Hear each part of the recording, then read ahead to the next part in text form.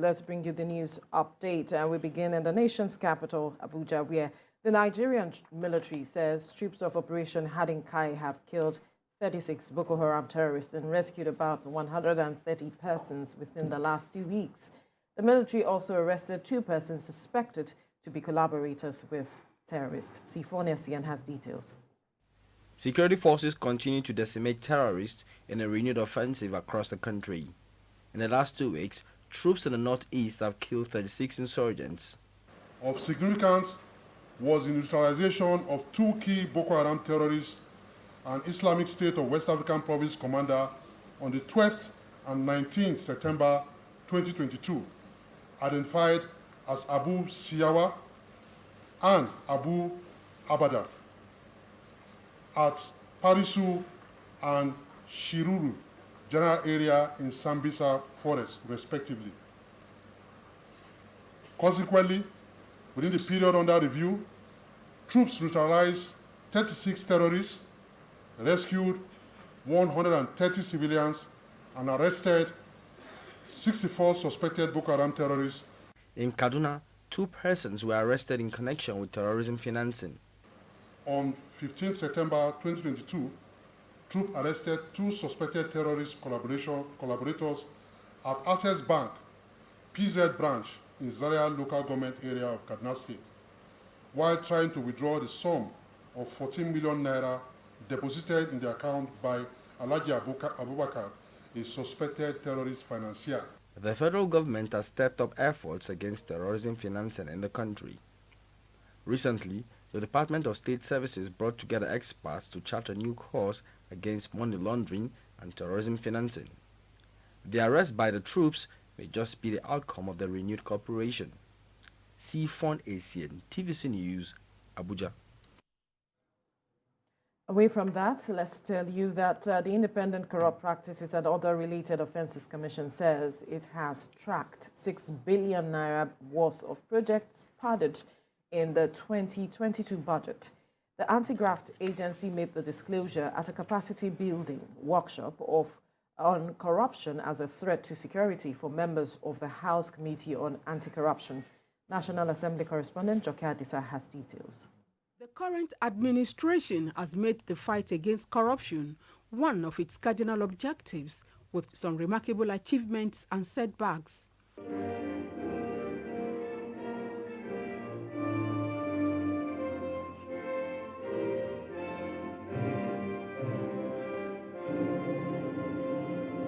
This workshop offers the legislators an opportunity to evaluate some of the successes and challenges in supporting the work of anti-graft agencies to curb corruption in the last 3 years. With many complex security challenges and corrupt practices in place, Nigeria faces true hardships.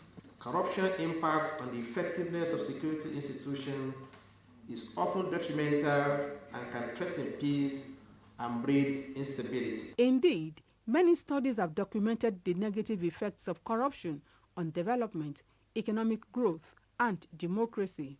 Corruption as a threat to security in Nigeria is in focus at this gathering. We need the law and order and behavior change approach. That's my first recommendation. Anybody that thinks that anti-corruption agencies alone can deal with this issue, why don't you prosecute?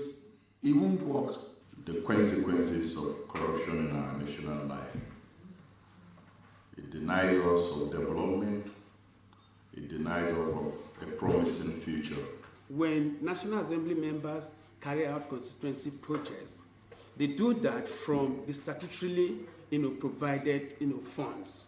Nothing happens to defense, allocation in the process of doing that.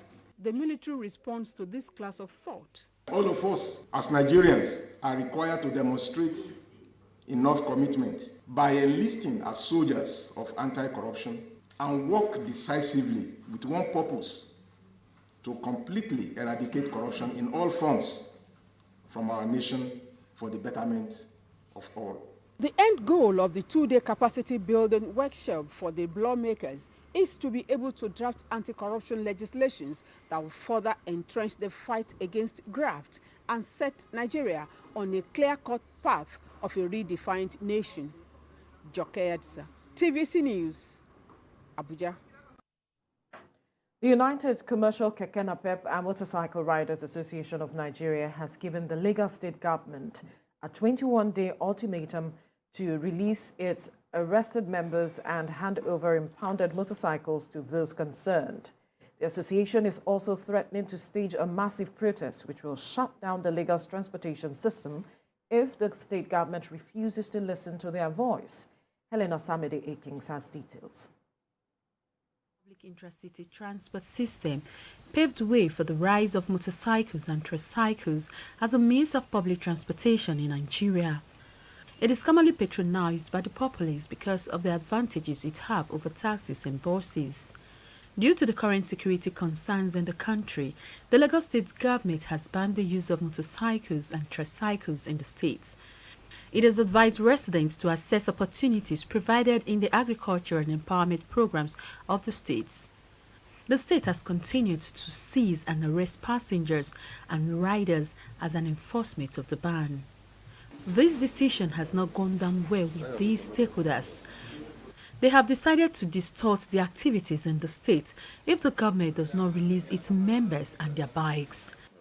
People have not provided, the government have failed, or they have not provided job for the youth. Most of the people who are riding Okada, some of them are graduates, some are there, they are PhD holder. Even medical doctors, some of them are riding Okada. That is the last hope for average man. Affiliate of Nigeria Labour Congress, TUC, I hereby call on them, they should join us to fight this fight and let all these bikes to be released without any condition. Today, if government decides to start clamping down on Okada from state to state, just like the case of Lagos now, and they go further to implement same in other states, then what will be the fate of these young men? If there must be a stop, or what they call balance and check, first and foremost, the government should take the lead by providing enabling environment such as good motorable road. Because if you look at the Okada today, if not for Okada, and the number, of course, I would rather say 75% of what it takes to move around the nook and crannies of Nigeria is all the handiwork of Okada riders. Otherwise, the roads, even the major roads, are hell. They challenged the government to have a database of all legitimate riders rather than resorting to the ban. Helen Osamide Akins, TVC News, Abuja. The presidential candidate of the All Progressives Congress on Thursday met with the Pentecostal Bishops Forum of Northern Nigeria in Abuja. Asiwaju Bola Tinubu passionately appealed to the Christian community to look beyond religion and other sentiments and support his efforts of nation building. Olawakon reports. Our children should not be on the street. The APC presidential candidate is still meeting with critical stakeholders in the country ahead of the 2023 presidential election. Here, he meets Northern Pentecostal bishops in Nigeria and tells them about his plans and programs to improve the fortunes of Nigeria and also mend fences across religious and ethnic lines in the country. That is a new dawn for the Christian body in Nigeria and in the northern nation. The APC presidential candidate made it clear before the clergymen from the north that he has always been a friend of the Christian community and he should be considered based on his track records, plans and agenda for developing Nigeria, and religion should not be the yardstick. How will Nigeria develop? How do we banish hunger? How do we improve the security and eliminate killing of one another, shedding blood of innocent citizens? That's what we must take to the office, not our religion. Asiwaju Bola Tinubu says his choice of Senator Kashim Shettima as a running mate was based on competence, capacity and fairness. When the shortlisted names came, I look at the character, their background and everything. Yes, somebody who is so brilliant, so committed, who during the crisis of Borno protected Christians. Some of the bishops also spoke freely about their fears. What do you have for us Christians in the north? Northern Christians, You have nothing to fear. We want to encourage you to continue this pattern. There are more Christian leaders that should hear you. Chairman of the Pentecostal Bishops Forum of Northern Nigeria appealed to the clergymen present to make informed decisions based on the constructive presentation of Asiwaju Tinubu. Of course, we are not committed to endorsing anybody.